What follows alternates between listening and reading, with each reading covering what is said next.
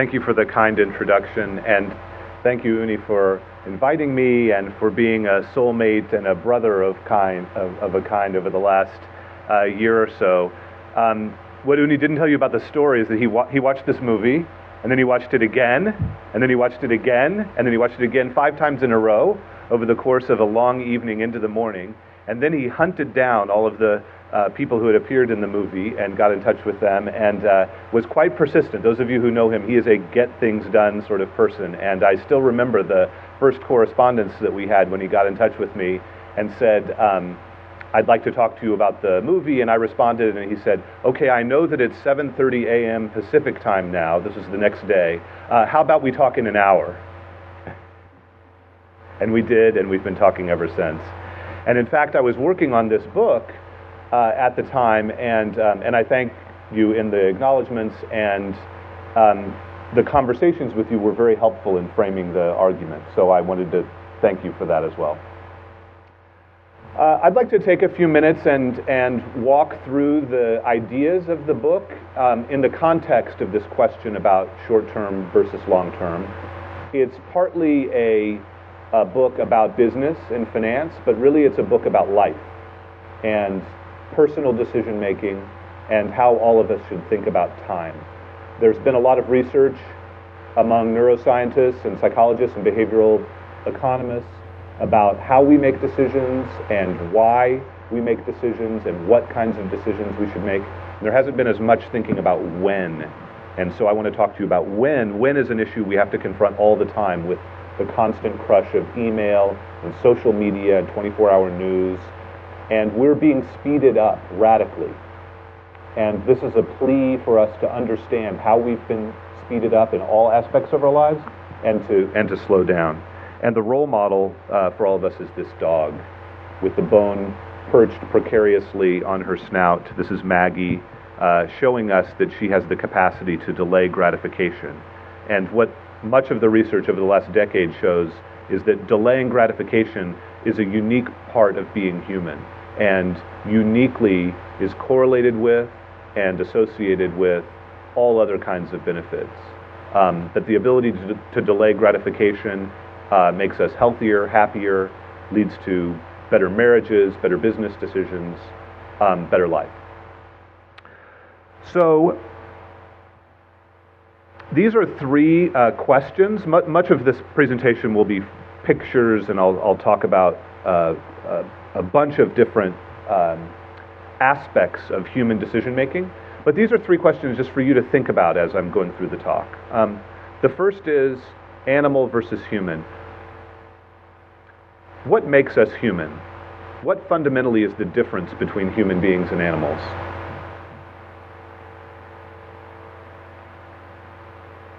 Notice how I waited there. That's the first of several dramatic pauses I'll use during this presentation.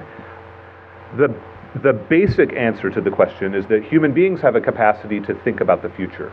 Maggie the dog can keep that bone on her snout for a few seconds, maybe a minute. Researchers in Europe showed that some dogs could keep a chicken chew treat in their mouth for 10 minutes. 10 minutes, astonishing, while waiting for the possibility of another treat. But we can wait longer. We can think about longer than 10 minutes, and that's what uniquely is human about us. And in business, we can think about the future for much longer periods of time, and we should. And I'm going to make the argument that we should. So one question for you to be thinking about is, in business, do I want to be an animal or do I want to be human? So part of this talk really is about humanity. A second question is about how much to take from the U.S. How much do you want to mimic the U.S., and what U.S. do you want to mimic? The U.S. post-Great Crash of 1929 had a tremendous economic engine and grew, particularly in the aftermath of World War II, 1950s U.S., 1960s, 1970s U.S. Today's U.S. is very different in terms of time focus. So in terms of mimicking the U.S., even within the U.S., many companies do not want to mimic the U.S. So one question is what to mimic. And then the final question might seem very specific, but it actually goes to the heart of everything that we're talking about in business decisions. And that's, what discount rate should I use for future decisions? In assessing cash flows in the future, how should I discount them? How should I choose what discount rate to use?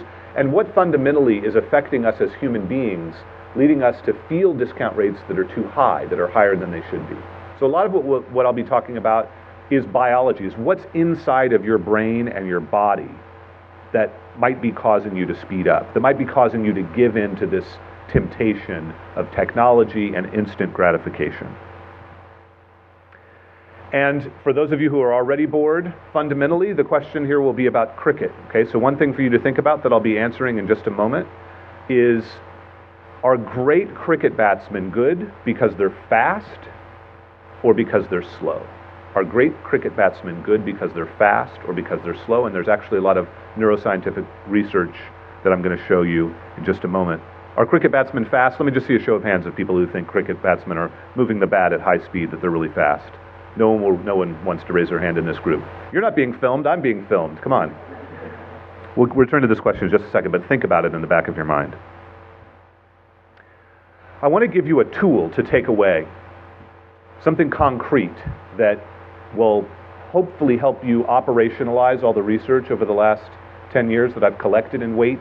Weight is really a compilation of a survey of more than 100 scientific studies of the last decade, as well as interviews that I conducted with more than 100 senior government and business leaders, and this is the tool.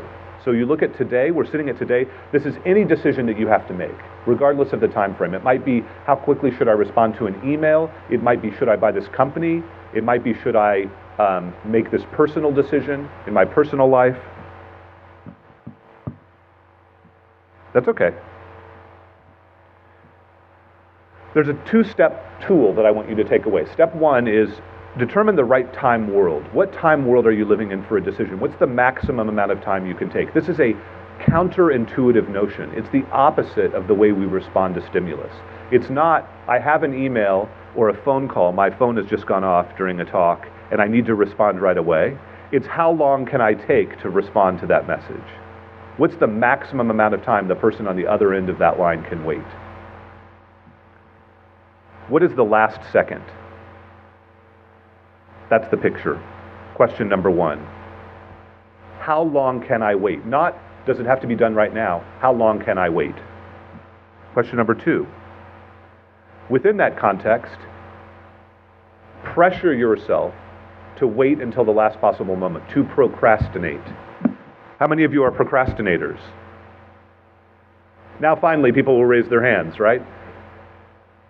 Procrastination is a universal human tendency, and it's been labeled as something bad. In the 1970s, a kind of anti-procrastination industry developed with scholars showing us that we need to get things done now and be efficient. And that turned out to be disastrous advice and the exact opposite of what people should do in optimal decision making. And in fact, the opposite is true, that in this model, once you've figured out the last possible second, what you should do is push that arrow to the far right as far as you possibly can. And this is true in every aspect of life. It's true in sports. It's true in high-frequency trading, where firms wait until the last possible second. It's true in our personal decisions about when to apologize or when to pause during a speech. You get the idea? And it's true in business decisions where there's tremendous pressure for quarterly earnings for instant gratification, but the best business decisions can be made on a much, much longer time horizon. So that's a tool, hopefully, that you can take away. Let me explain how I got onto this topic, because I'm a person who, I started at Morgan Stanley working in their derivatives group. I've been writing about financial markets over the last 15 years and teaching about financial market regulation. I wrote first a book called Fiasco about my experiences at Morgan Stanley, which was published in 1997. I wrote a book called Infectious Greed, published in 2003, that warned about the excesses in the financial markets and talked about instruments that people weren't really thinking about back then, called, I'm sure you've never heard of them, credit default swaps and collateralized debt obligations. This was published in 2003. And then I wrote a book, I spent 6 years writing a book about the Match King, Ivar Kruger, the Swedish entrepreneur and ultimately financial scam artist who famously either committed suicide or was murdered or faked his own suicide in 1932. But those were all finance books. And in the financial crisis, I started focusing on finance. and interviewing senior executives at Wall Street firms, trying to understand the psychology of what had led to this collapse. And so I talked to a number of senior people at Lehman Brothers, the firm that so infamously filed for bankruptcy in September of 2008. And one of the things that I learned was that Lehman Brothers had created a decision-making course, kind of like the course you're all sitting through in the next 40 minutes. They had brought 4 dozen top executives to the Palace Hotel on Madison Avenue in New York, and they had holed them up with the leading decision-making researchers of the era, from Harvard, from business schools, neuroscientists, psychologists. This was 2005. They brought in Malcolm Gladwell, the author who had just written a book called Blink, and they advocated snap decision-making. The mantra of Blink that Lehman Brothers heard, it's not really the entire story of Blink because the last third of Blink warns about snap decisions, but what they heard, what they filtered, was 2 seconds. 2 seconds is the magical optimal amount of time to take for decisions.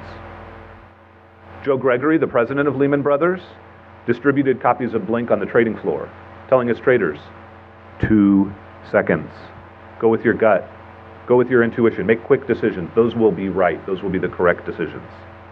And so they took this course, and then they rushed back across Manhattan to their headquarters in Times Square and proceeded to make the worst snap decisions in the history of financial markets.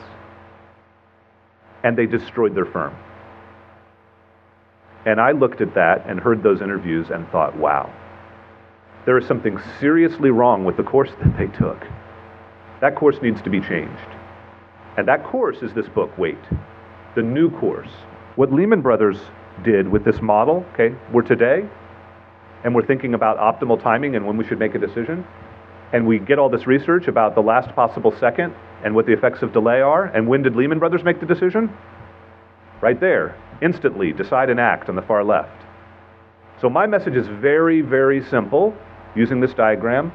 Push that arrow to the right as far as you can. That this is a picture of optimal decision making in any time frame, whether it's milliseconds, seconds, minutes, hours, years, months, 100 years. This is the picture we should all follow. Here's the quote that led Uni and I together. Okay, then you'll hear this. We'll play it for you. But I thought it would be useful to put it up in context. This is me talking, an inside job. You're going to make an extra $2 million a year or $10 million a year for putting your financial institution at risk. Someone else pays the bill. You don't. Would you make that bet? Most people on Wall Street said, sure, I'd make that bet. And I ask each of you, would you make that bet? Would you focus on the short term, and would you generate short-term profits for yourself? $2 million, $10 million, pick the number. If it would destroy your institution.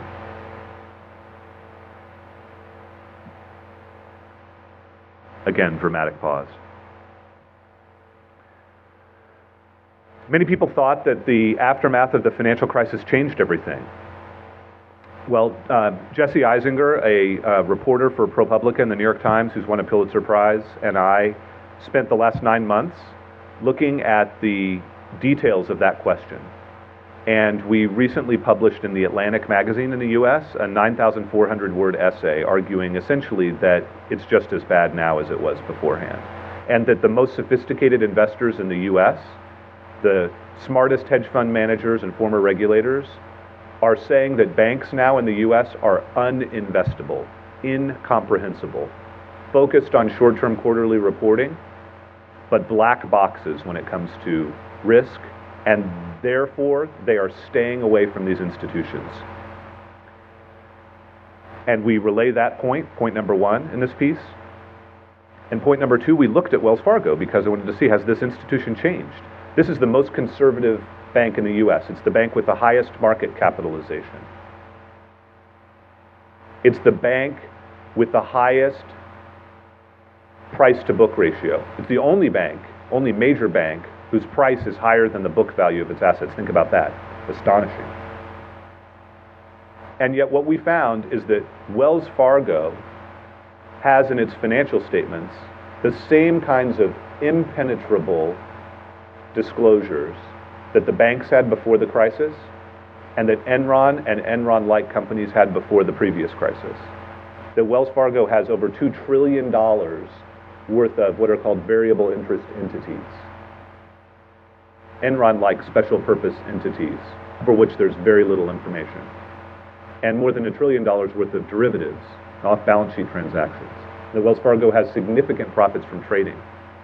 And the point of this is to show you this problem of focusing on the short term and hiding risks, putting the risks into a black box and exchanging $2 million today or $10 million today, milking the institution today for the benefit of a few employees, even as you are throwing the institution under the bus, potentially taking on risks that will ultimately destroy it. So how quickly should we react? And now we're back to cricket. The book starts off with milliseconds long decisions and reactions. Benjamin Libet, the neuroscientist, showed us we cannot consciously react in half a second. You all made judgments about me in the first half a second. They were pre-conscious. I hope they were good reactions, I don't know. But they weren't conscious. We weren't able to use our minds. We weren't able to consciously apply ourselves. And in cricket, as in all super fast sports, in the US, baseball, fencing, tennis, half a second. The size of the pitch, the size of the tennis court, the size of the baseball field, the speed of the ball, all dictates that this stuff is happening very fast. So let's apply our model, this model that I'm suggesting you could take away and see what it says about cricket. Here we are today, we're standing there, the ball's about to come in. What is the time world? The first question, it's 500 milliseconds. If we wait more than 500 milliseconds, we're like a company who's waited too long. It's waited 500 years. The opportunity has passed. We have 500 milliseconds to react, and then the ball has gone by. So what can we do during those 500 milliseconds? So this is a mantra for all of our decision making. What's happening in cricket is exactly the same as what should happen in business. It's just faster. But the same kinds of delays are there. Let me show you why. Our biology enables us to see and react visually in 200 milliseconds. So if I were to ask all of you, there's a ball coming towards you, and put out your finger on something. Put out your finger on the table right now. If I asked you just to touch a button, everyone in this room would react with about the same speed. The greatest cricket batsmen in history are no faster than we are. We're all going to be able to react visually in about 200 milliseconds. 200 of the 500. If you swing in 200 milliseconds, you'll look like a fool. You'll swing, all of us are fast enough to react visually in that time. If you've had a lot of caffeine this morning, then you'd be a little bit faster, but only a few milliseconds faster. If you had some alcoholic beverages, hopefully no one has, you might be a tiny bit slower, but you'd be in the ballpark of 200 milliseconds. Men in their 50s are a little bit faster than other demographic groups at visual reaction time. So those of you who are men in your 50s, this is the one thing you can do a little bit better than everyone else, okay? That's it, visual reaction time. Notice what the visual reaction time leaves behind. It leaves behind 300 milliseconds to hit the ball. Now, if you put me in a game of cricket right now, I wouldn't be able to do very much in 300 milliseconds. But what is it that the best cricket batsmen are able to do? Are they good because they're fast or because they're slow? They're good because they're slow. They get fast in order to go slow. And here's what I mean. The hit, instead of taking a full 300 milliseconds, takes just a few milliseconds, maybe 50 milliseconds. And what's the benefit of waiting until the last possible moment? You free up time in the middle to prepare, to take in information about a difficult business decision, to watch the environment, to let events unfold, so that you can see where strategy might work or not work, so that you can detect the spin of the ball, whether it's slow or fast, how much it's curving, how it will react.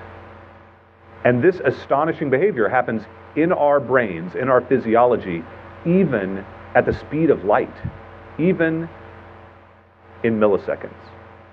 And so this is our model to take away. And so I know you go to many of these conferences and it's difficult to remember anything. all the details, I hope you'll just remember the details about cricket in this model, that waiting until the last possible moment is what distinguishes the best batsmen from mere amateurs. And I'm not making this stuff up. Peter McLeod, a neuroscientist at Oxford University, has conducted extensive studies of superfast sports, including cricket, and he found that the difference between a professional batsman and an amateur is about 50 milliseconds. The professionals are slower, not faster. Faster is not always better. This mantra of faster is better, faster is better.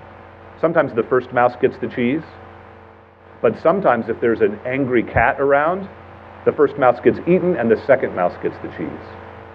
And in business, it's true in longer time frames just as it's true in 500 milliseconds.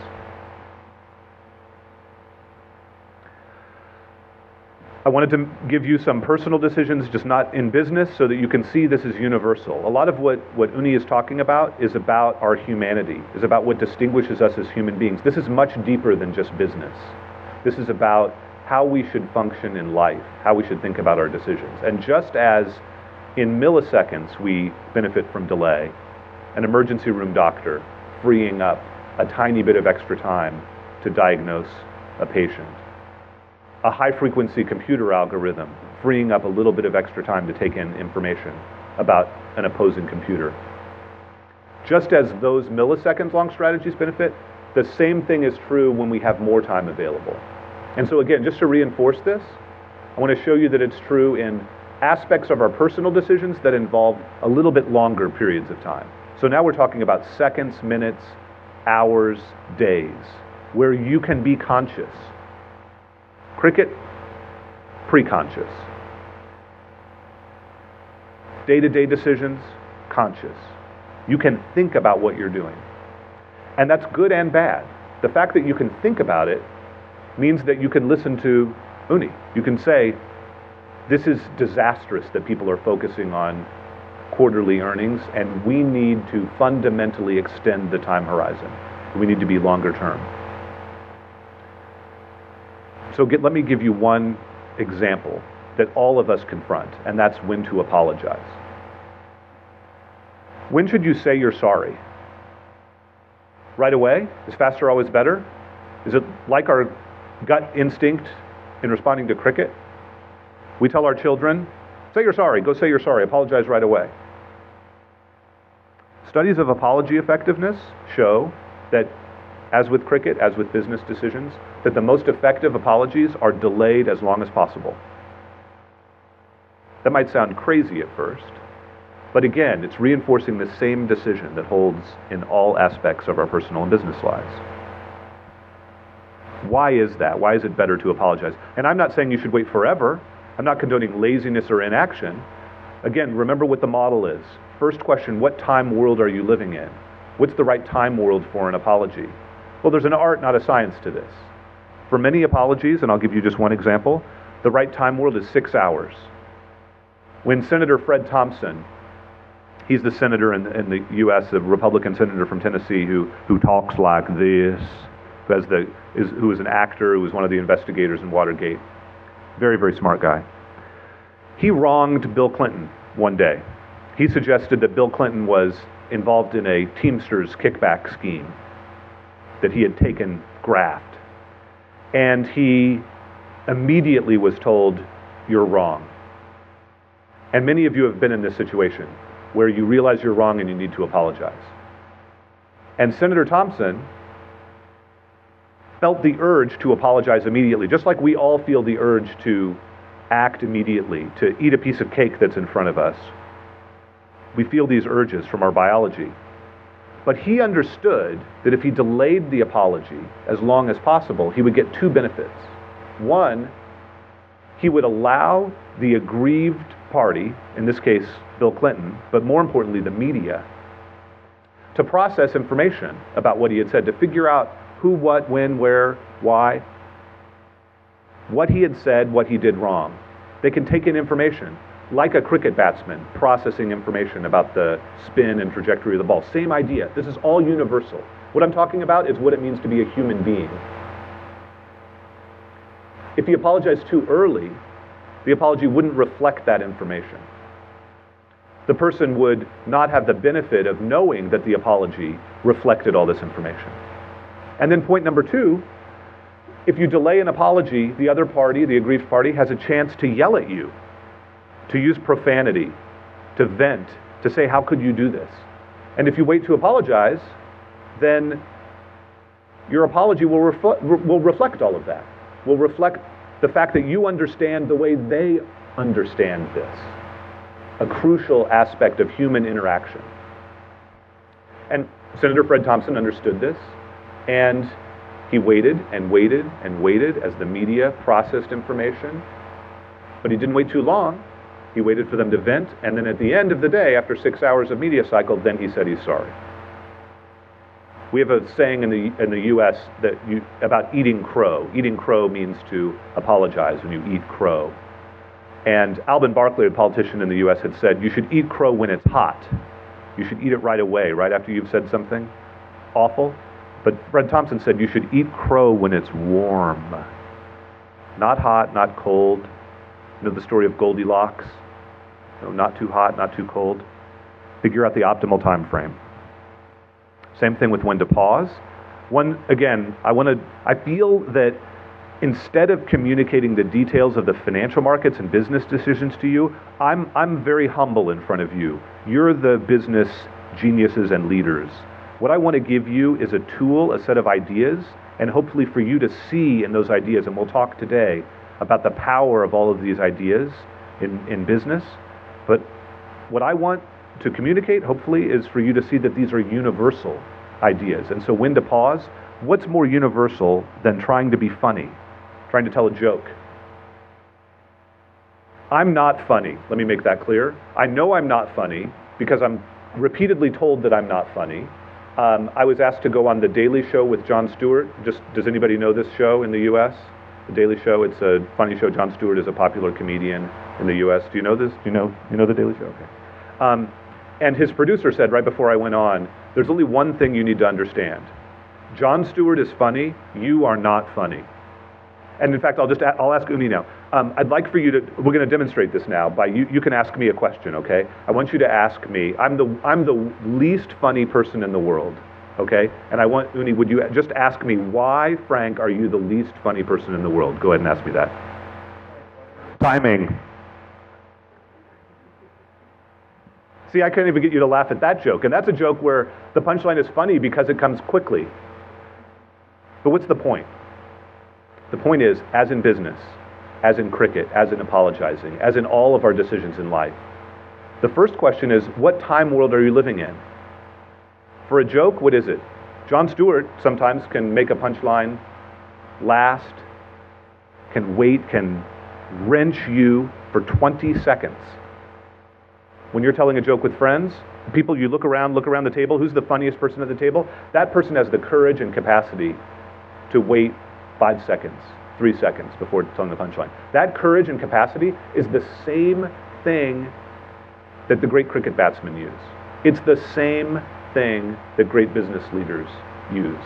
They have the capacity to delay, to look in the face of a moment of panic, of tension, and not rush the punchline, not rush to action. Again, it's a universal human quality. When do we pay people? What pay metrics should there be?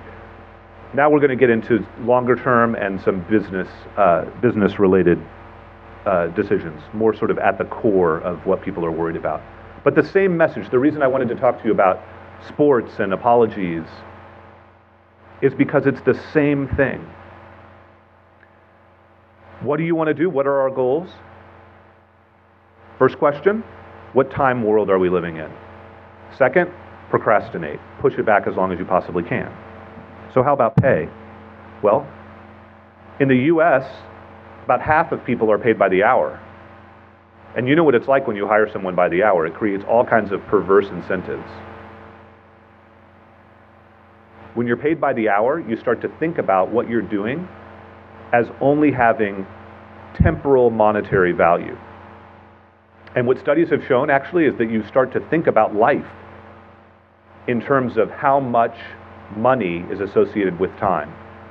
There's an experiment in which people were divided into two groups. You can imagine this half of the room is going to perform a task and you're paid $90 per hour. And this half of the room is going to perform the same task and your time is being billed at, you're told your time is being billed at $9 an hour. Okay, so this side $90 an hour, this side $9 an hour. The psychology of living in a world where your time is more precious if it's measured by the hour will ruin your life, will change your perspective on all kinds of decisions. This half of the room will be more impatient. They won't enjoy listening to music as much. You won't enjoy looking at a beautiful picture or a painting. I can do this to you in an experiment. I can do it to you by having you make a lot of money by the hour, because you start to think, this soccer game that my child is going to play, and if I go to it, it's going to cost me a fortune. Why would I go to it? It will ruin your life. And we are all subject to these kinds of influences. I can make you read 20% faster by showing you subliminally a fast food logo. You won't realize you've seen it, but on that screen, imagine that you're looking at the screen, and suddenly there's a McDonald's logo. You don't consciously perceive it, and yet you will read 20% faster as a result. We're all subject to these subliminal influences. Our fast-paced world is influencing us in all kinds of dramatic ways, and how we pay people is among the most important of those. And if you pay people by the hour, you're radically changing their incentives. The same thing is true in other time worlds. If you pay people by the quarter, if you measure them by the quarter, if you pay them annual bonuses, and this is an obvious point, probably many of you were thinking this as I was talking about the hour. If you incentivize people by the year, that becomes their time world. That becomes what they will maximize. And if you pay them $2 million or $10 million, they will focus on the year and not worry about the 10 years. They will throw their company under the bus. So again, what is the first question? What time world are we living in? If our time world, if the relevant time world for a business is 30 years, 40 years, 100 years, if it's long term, then pay needs to be long term. Pay used to be the career, not the year.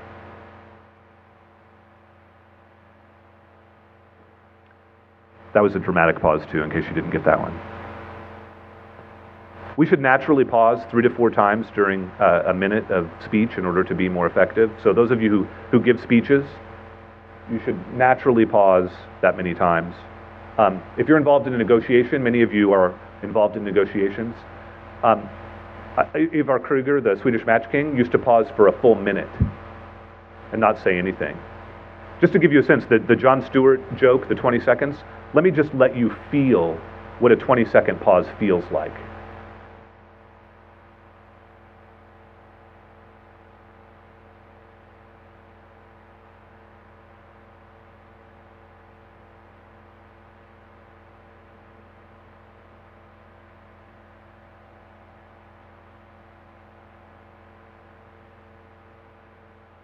That's really uncomfortable, isn't it? You're all thinking, why is this guy wasting my time? I thought I was going to hear about business, and he's talking about cricket, apologies, and not even speaking. It's a very powerful, important tool to be able to pause for that long. It requires great courage. Try the next time you're giving a speech to pause for 20 seconds. But it's effective. And it leads us to the last set of questions, which is about the much longer term. And the same model applies. This idea of delaying gratification, of not responding immediately, is a question ultimately about sustainability. It's a question about climate change and the planet, but it's also a question about sustainable business. So again, just to bludgeon you with this model, what is the first question to ask in any decision? What time world should we be living in? For sustainable business, what is it? It's something like 100 years, or at least 15 years. It varies by business. I can't tell you what the right time world is. You're the experts. What I want to try to encourage you to do is to ask the question. And to ask the question within the organization, to say, what time world are we living in as an organization? Do you really want to live in the time world of 1 year or 3 months? Would you be proud of that time world at the end of your career, looking back at what the legacy is for the institution? What is that number? And that number is a big number. And one of the reasons that number should be big is that there are no such things as epiphanies in business. An epiphany is sudden insight. Epiphany is apocryphy, okay?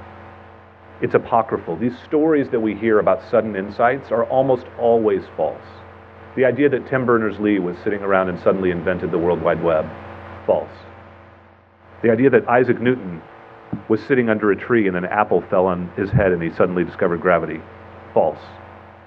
The idea that Thomas Edison suddenly invented the light bulb, false. And the idea that most innovation in business came suddenly, Uni's insight appeared to come suddenly after watching the movie Inside Job, but as we've been discussing over the last few days, that set of insights was built up over 8 years of helping many of you, of learning, of thinking, of processing information.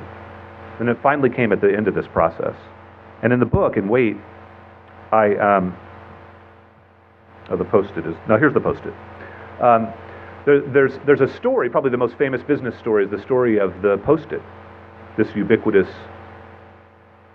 instrument that we all use. And it's told as an employee of Minnesota Mining, Art Fry, being at church, singing in the choir, and getting annoyed that the bookmark keeps slipping down and saying, oh, you know what, here's this light bulb. Let's put glue on the bookmark.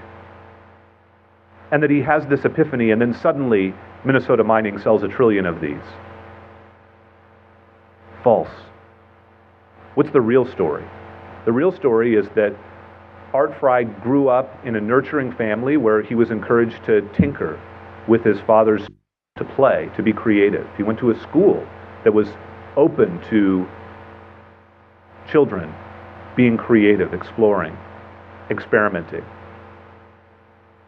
He joined a company that had a policy of letting employees spend 15% of their time doing whatever they want, without question. And during that 15% of his time, he met a soulmate, Spence Silver, who had had the same kind of childhood and was very interested in glue. And they would go for long walks and play golf and hang out for years talking about glue, doing nothing productive for the short term at the company. But it was what they were interested in. And then after years and years and years, Art Fry is in church, and the bookmark slips. And then they start exploring whether or not they could put glue on this bookmark. And they fail. And they fail. And they fail. And they fail. And then finally they come up with a prototype. And they go to management, and management says, this is not something we could sell. This is a terrible idea. But you know what? We're open-minded, so keep working on it. So they keep working on it. Then they test market it, and it fails. And they don't give up. And they notice that in the office, people who weren't even on their team had this idea that you could write on the piece of paper, something they'd never heard of. This happens a decade after they came up with the original idea. And so they test market it again. They go out and try to sell this, ask people, would you like to buy this? And they fail. But the managers are not focused on the quarter or the year. The managers of Minnesota Mining, Mother Mining as it was known, Mother Mining, a family, were willing to give them the time. And then after more than a decade, finally, the product becomes successful. That is the story of innovation. That is why if we care about growth in the corporate context, we have to be patient. We have to delay gratification. Now, we can't wait too long. We can't wait forever. If you're a cricket batsman and you wait 600 milliseconds, the ball has gone by. If you've wronged someone and you wait too long to apologize, it's disaster. If I'm telling a joke and I tell the punchline a minute too late, it's not funny. So what's the first question? What is the right time world? And the right time world is quite long. So let me finish with this question of discount rates, because I know that Uni have been talking about this, and I know that it's a centerpiece of some of the advice that they give to clients. And And it's so important, so important. Again, not just in our professional decision making, but in our personal decision making. The discount rates, this might sound like the worst possible topic. If you're about to yawn, this is the one that just settles you down gently. The discount rate conversation puts a pillow under your head and just lets you gently go to sleep. But I want to suggest to you that this is the most fundamental question that all of us face about the future. That low discount rates and lowering discount rates and being cognizant of our biology when it comes to discount rates is one of the aspects of humanity that we must pay attention to. And that discount rates are part of what makes us human. That we are hardwired to have higher discount rates than we would like, that we discount the future too much because of our biology, because of our animal instincts, but that we can overcome that because what's the difference between animals and humans? Humans have the capacity to think about the future for longer. We have the capacity to lower our discount rates. One of the fundamental problems facing the planet is climate change. Imagine that climate change will destroy the world in 500 years, causing, let's just call it $100 trillion worth of damage. It's very difficult to monetize these things, but let's just put a dollar amount on it. In the US, the Office of Management and Budget uses a 7% discount rate. You might say that's a low discount rate. You should think right now, what does my company use?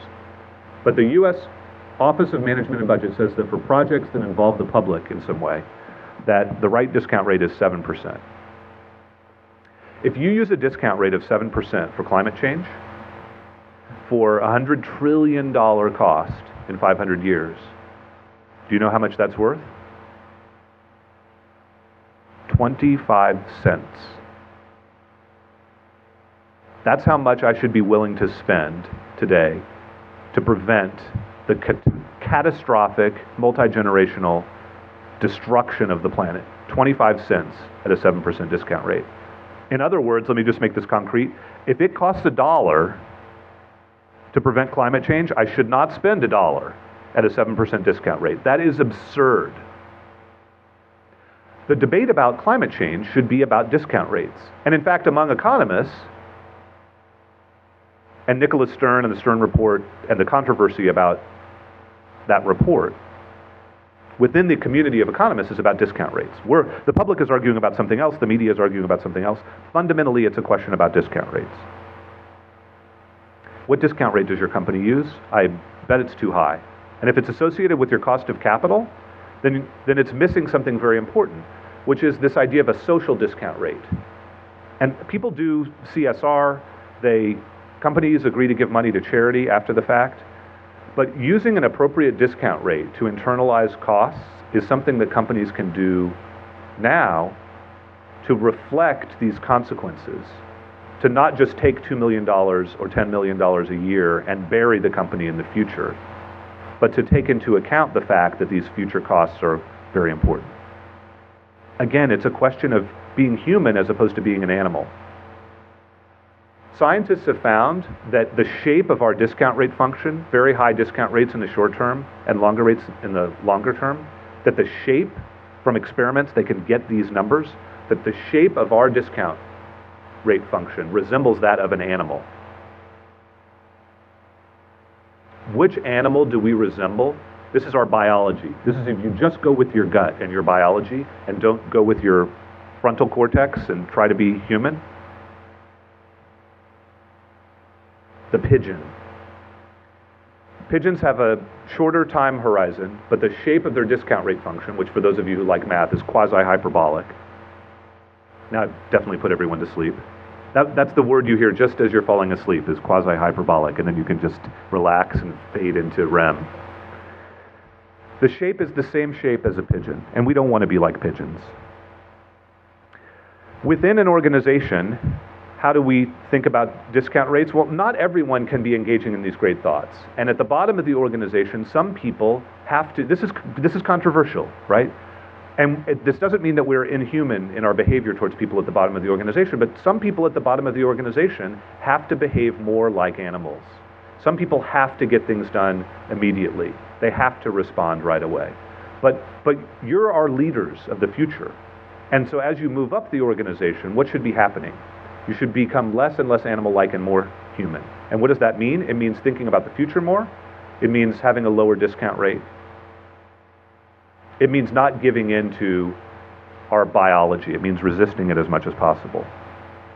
That means that this is a baseline. This is not a role model, this dog here, that we can do better than this as human beings. All right, so that's 45 minutes. That's the book.